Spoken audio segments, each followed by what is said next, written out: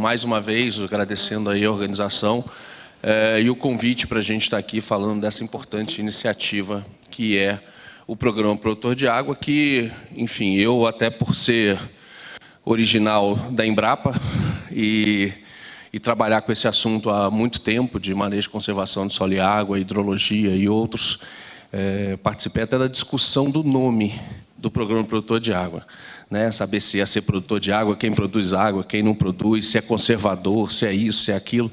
Não é sem motivo que o programa tem vários nomes por aí.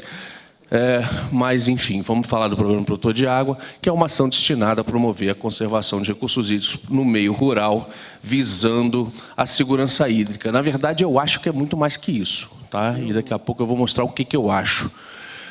E por quê?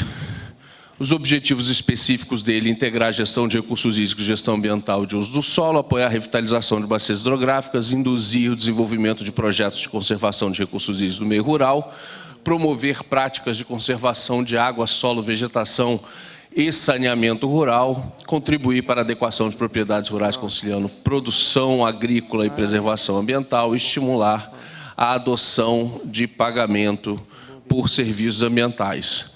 Lembrando que os programas não são programas de pagamento de serviços ambientais, são programas de manejo e conservação de solo e água.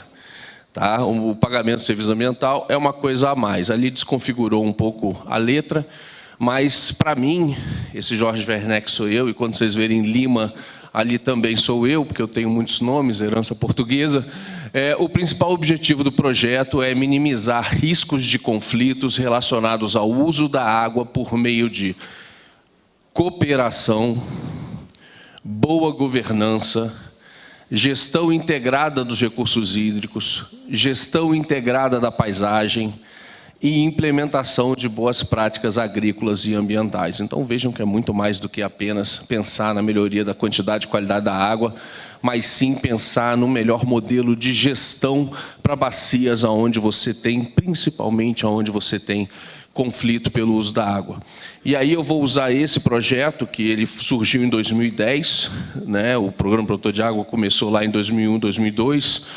Esse é um projeto implementado lá numa bacia que pega um pedaço do Distrito Federal, uns 90% da área está dentro do Distrito Federal e 10% dentro do estado de Goiás. Tá? O Programa Produtor de Água do Pipiripau, que acabou com o tempo.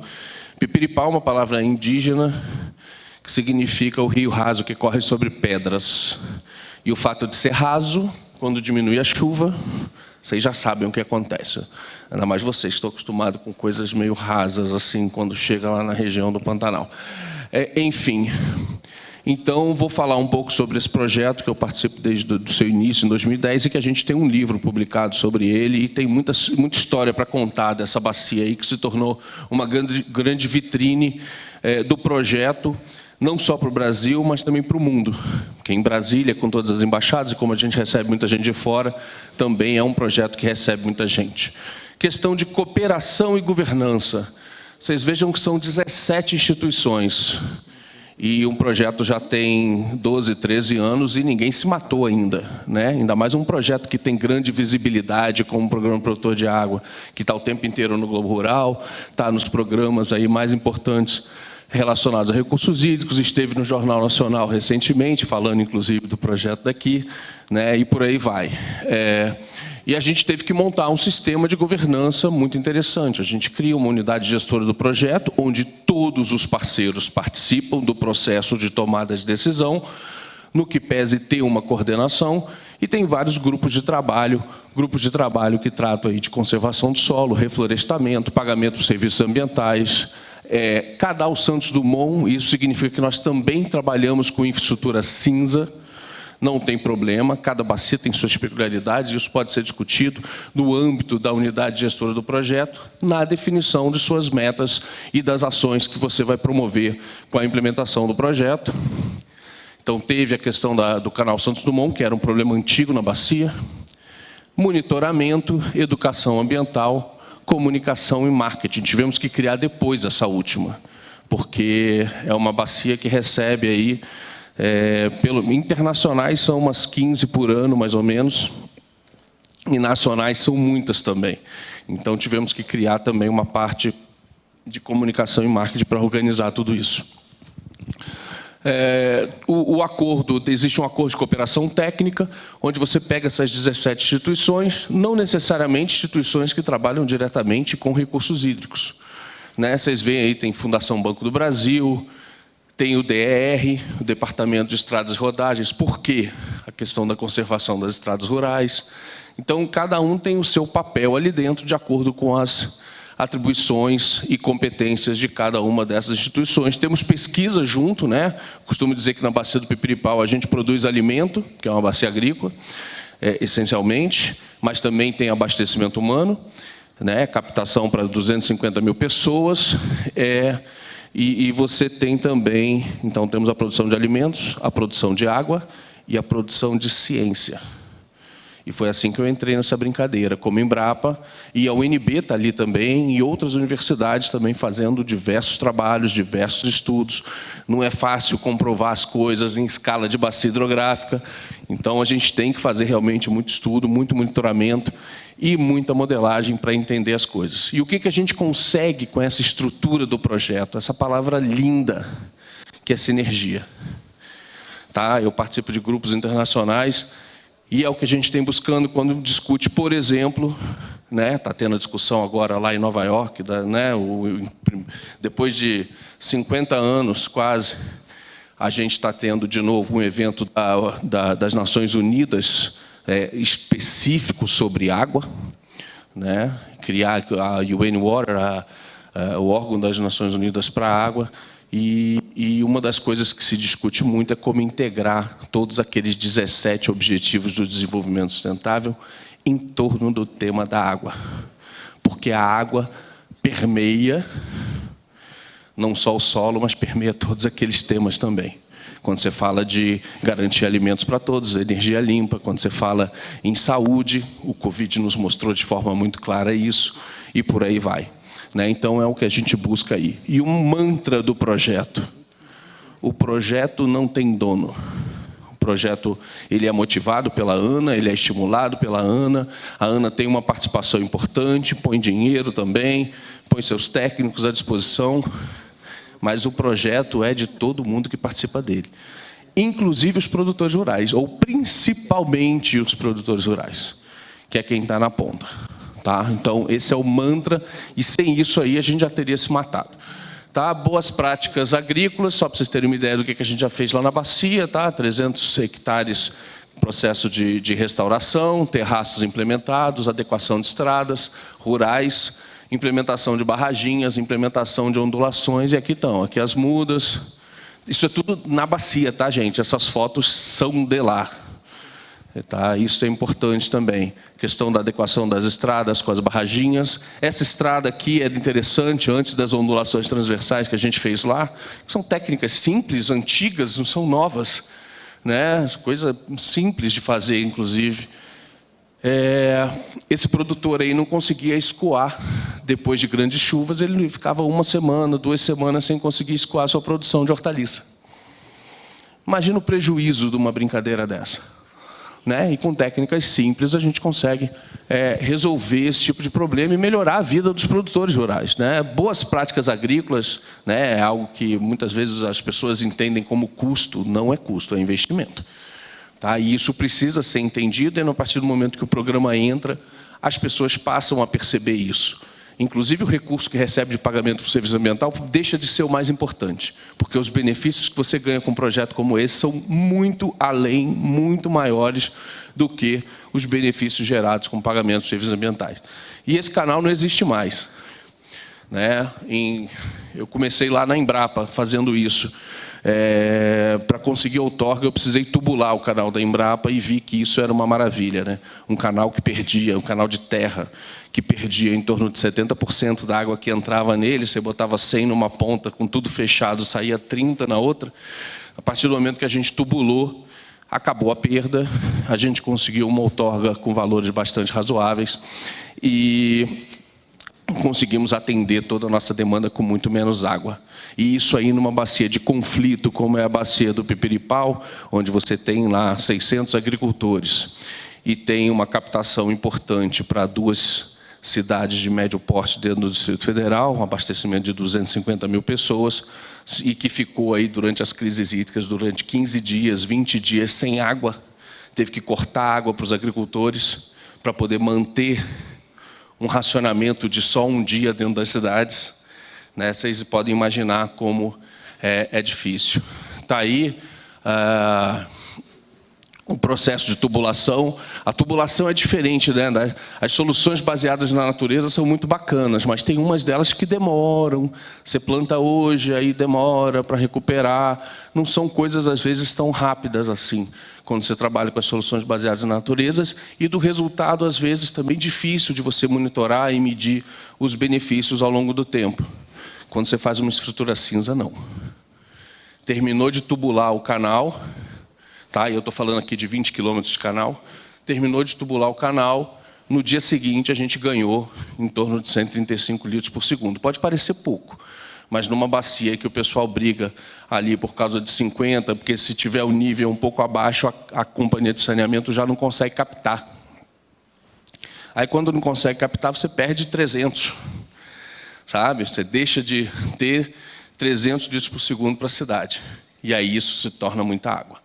Tá? Então, foi isso aí, depois que a gente fez o da Embrapa, que veio a crise hídrica 2016, 2018, lá no Distrito Federal, isso se tornou política pública, a tubulação de canal. E a gente vem tubulando canal com parceria entre a DASA, a CAESB, que é a Companhia de Saneamento, o órgão gestor de recursos hídricos, a Secretaria de Agricultura e a Emater. Tá, fazendo um trabalho conjunto, fazendo gestão integrada de recursos hídricos e todo mundo buscando dinheiro. Aqui também é um caso muito bacana de o que chamam lá fora de blending financing, que é financiamento com diversos atores ou diversos pagadores. Né? E aí o Comitê de Bacia teve uma função fundamental. A crise hídrica nos deu a tarifa de contingência, 5 milhões para comprar esses tubos que vocês estão vendo aí e muito mais. Só que não tinha dinheiro para instalação. Aí o Comitê de Bacia, com o dinheiro da cobrança, esse pessoal aí ficou bravo pra caramba no dia que veio a cobrança pelo uso da água. Vou ter que pagar R$8.000 por ano de água, né, por conta do uso da água, daqui a pouco estão cobrando ar, enfim, todo mundo reclama. Falou que é pagar coisa nova, todo mundo reclama. Pois é, um ano depois eles receberam 1.800.000 para terminar a construção do canal.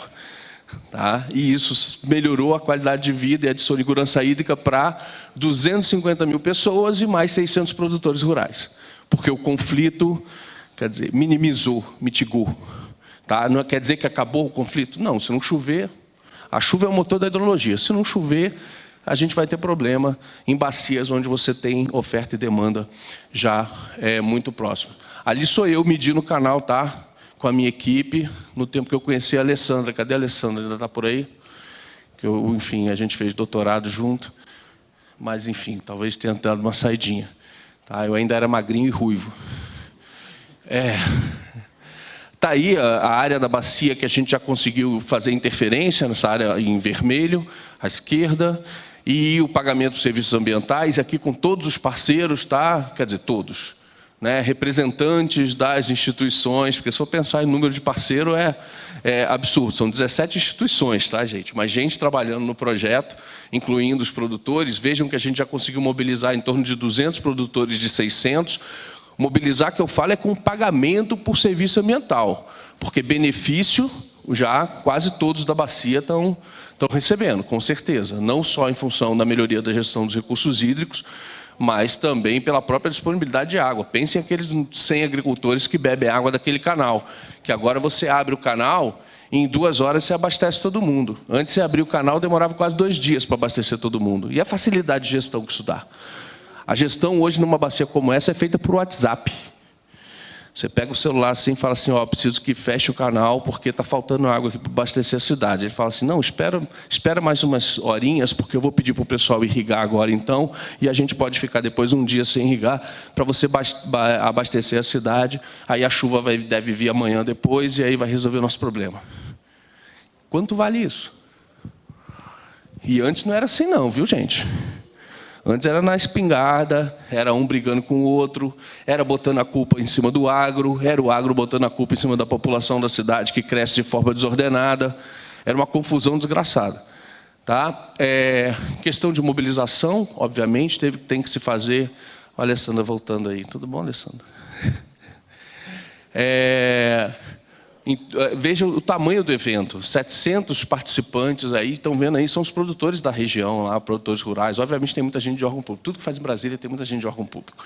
Né? Mas tinha muito produtor rural aí interessado em saber como que funciona esse negócio do produtor de água. Mobilização e capacitação de crianças. Quer dizer, aquela coisa, né, da criança chegar em casa, mas papai, o moço falou lá na escola que tem que fechar a torneira, que tem que fazer isso, que tem que fazer aquilo.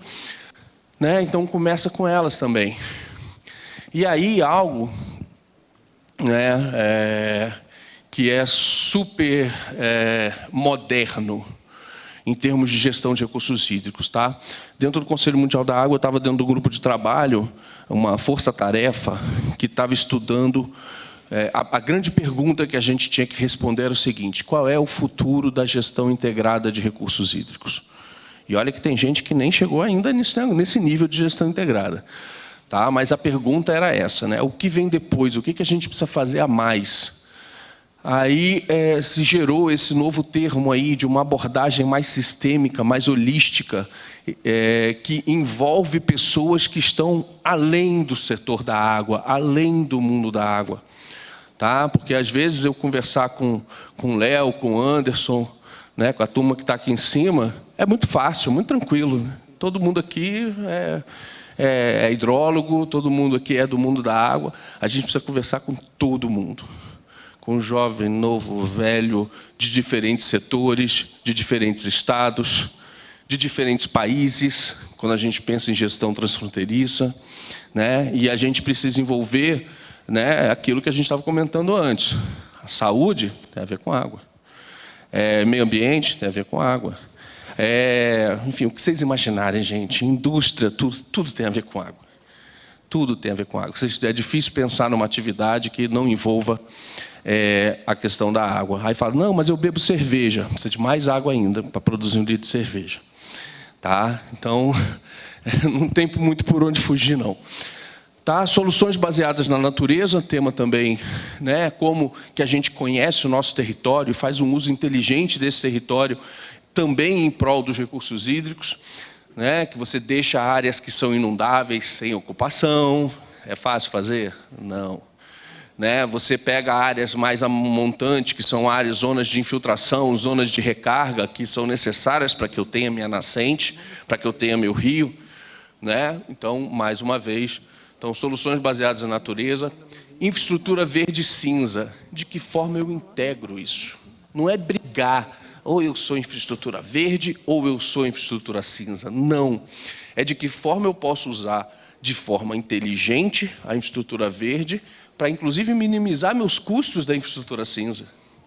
Né? Que é a infraestrutura com concreto, a barragem, a tubulação, coisas assim, que são a cinza. Desenvolvimento rural sustentável, né? E aí a gente pode botar aí também a intensificação sustentável da agricultura, tema que eu adoro. Tá? Irrigação é ruim? De forma alguma, irrigação é maravilhoso. Tá?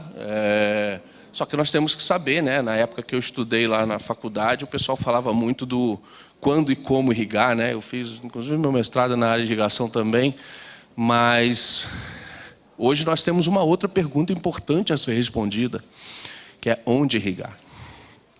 Né? Queremos crescer a área irrigada? Queremos. Baita ferramenta de adaptação às mudanças climáticas, baita ferramenta de intensificação da agricultura, 3 safras por ano. Legal. Agora, se eu botar demais algo que consome água que, quando consome, eu falo que ela tira a água do vizinho de baixo, tá? Não adianta falar negócio do ciclo hidrológico, não sei o quê, isso é enrolação. Senão não teria conflito em bacia agrícola. E existe. Né? Então, é saber aonde que eu ponho isso. Porque se eu botar demais numa bacia que tem capacidade de suporte de 100, eu ponho uma demanda de 200, vai dar problema. Ou se eu ponho uma de 100, alguma hora vai dar problema, quando vier os anos com pouca chuva. Esse negócio varia assim mesmo. Tem ano que tem muita chuva, tem ano que tem pouca chuva. Né? E assim vai. Alocação negociada de água, eu coloco isso já como instrumento de gestão de recursos hídricos super atual também, necessário. Tá? Pagamento por serviços ambientais, eu acho que é uma forma de atrair o produtor, inclusive, para dentro desse jogo, de trabalhar de forma inteligente o seu território. Integração campo-cidade, super importante isso. Né? Você pega essa briga, né? Toda vez que tem problema, usam aquele dado da FAO, que 70% da água... Olha como é que põe, às vezes, na matéria. Né? 70% da água do mundo é usada para a agricultura. Onde é que está o erro? E isso é comum, viu, gente? Eu tenho um monte de recorte, tenho umas palestras cheias de recorte mostrando esse dado assim. Não é 70% da água do mundo que é usada para a agricultura. 70% da água que é consumida do mundo é para a agricultura. Sentiram a diferença? Né? Então, assim, tem que tomar cuidado com essas coisas. E toda vez que acontece algum conflito, a culpa é da agricultura que consome muita água. Não é assim que funciona. Cada bacia é de um jeito. Tá? E gestão de recursos hídricos é feito por bacia hidrográfica. Organização da sociedade. Um programa como esse, né? Hoje a gente tem comunidades lá que se juntaram, os produtores de orgânicos, produtores que são produtores de água, a comunidade que sustenta a agricultura, CSA, né? Às vezes eu erro esse nome, tá, gente? Mas é o tal do CSA, que o produtor produz lá no campo e entrega na casa das pessoas, ou às vezes tem uma instituição que eles vão lá e entregam uma cestinha de produto orgânico, assim, assado, produzido com boas práticas, boas técnicas, sem atravessador. Isso é renda para o produtor. Isso é vontade do produtor em permanecer no campo e a satisfação da pessoa na cidade em estar contribuindo para isso. Para o meio ambiente, para uma produção mais saudável. E capacitação e educação, eu não preciso nem comentar sobre a importância disso. Então, alguns resultados, para vocês terem uma ideia, né? Em termos de governança, o projeto promoveu a conexão direta dos pequenos agricultores com o órgão gestor de recursos hídricos, que é a DASA, onde eu estive como diretor por 5 anos, e a empresa de saneamento CAESB, o que foi fundamental para superar a crise hídrica de 2016 a 2018, melhorando a gestão integrada de recursos hídricos, a segurança hídrica na bacia, e depois a implementação, porque não parou, alocação negociada, marco regulatório. Hoje, assim, termina o período chuvoso, né?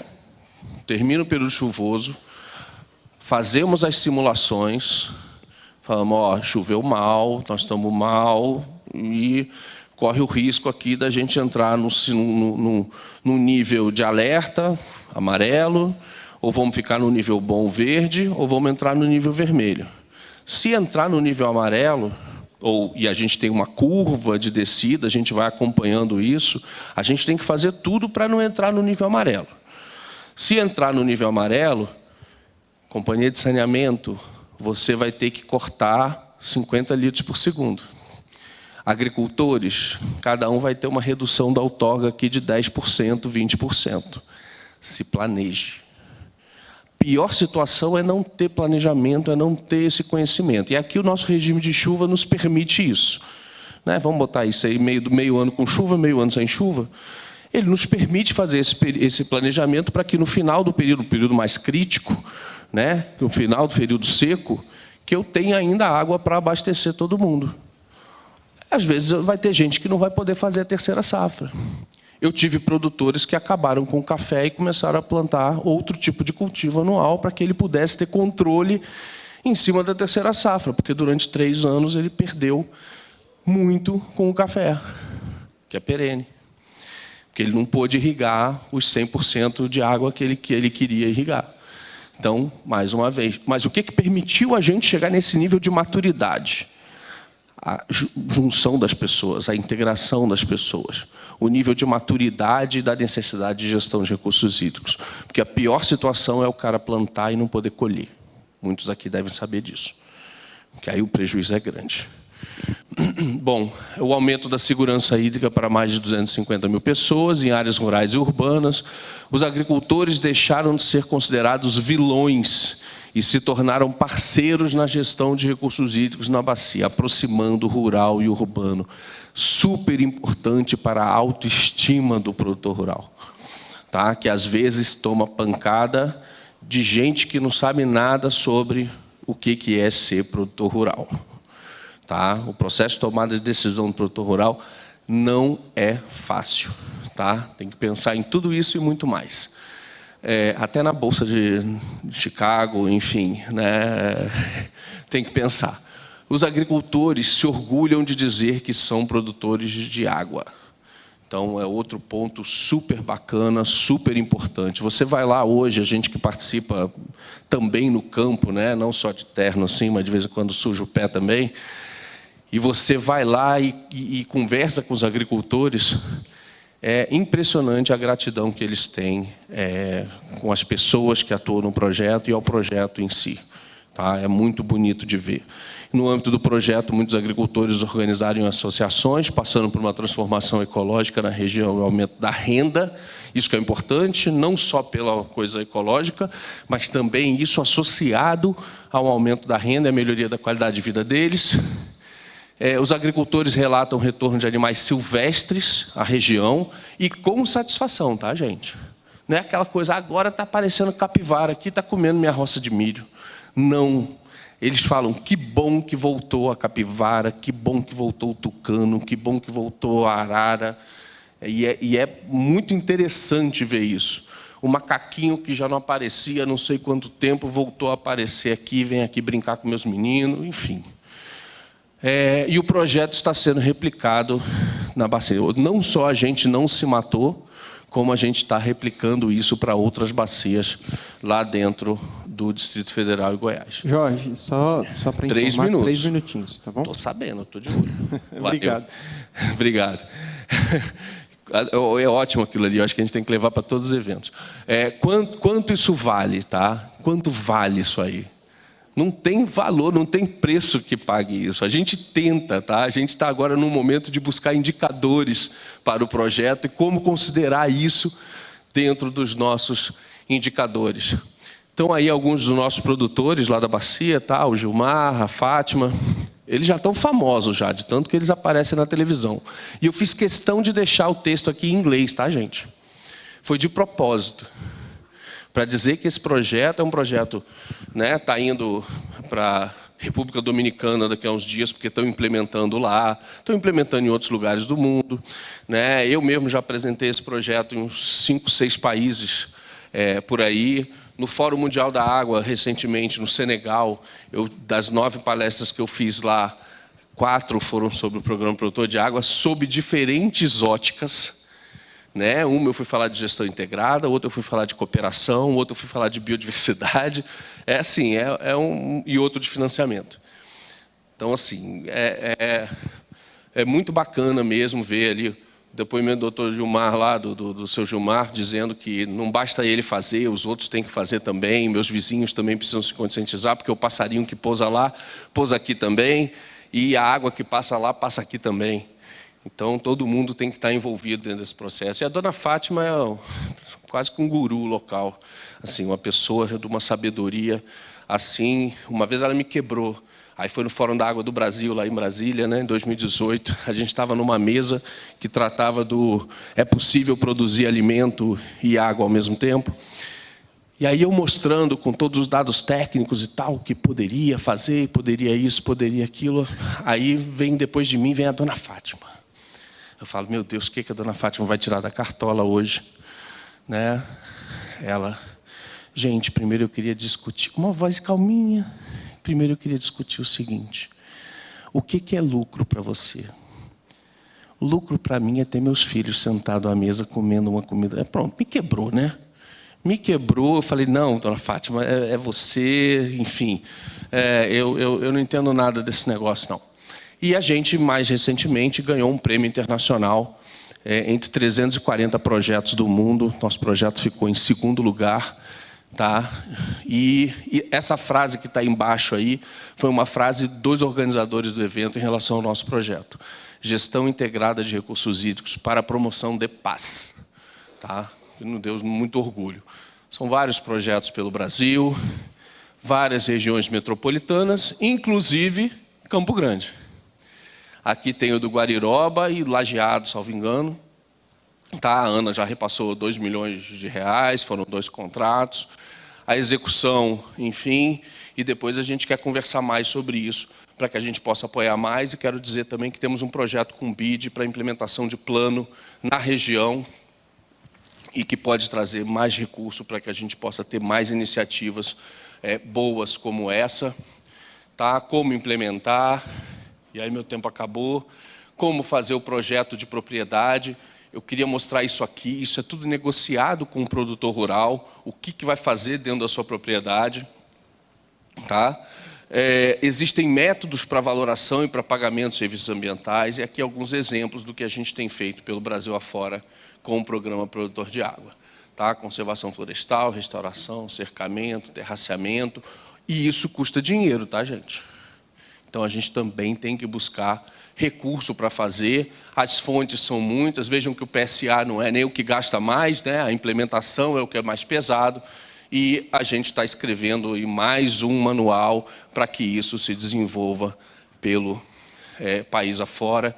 E ele vai ser em mais de uma língua. Depois vai ser traduzido também, porque outros países também têm usado ele como exemplo. Gente, era isso. Estourei o tempo em alguns segundos. Eu contei. Enquanto eu falava que estava processando, eu falei, pô, 15, 20. Gente, muito obrigado. E a gente está à disposição lá na ANA. Nossa equipe toda está à disposição. A própria diretoria colegiada também, querendo conversar com os estados, porque é esse nosso papel. A gente não está aqui por favor, não. A gente está aqui para ajudar.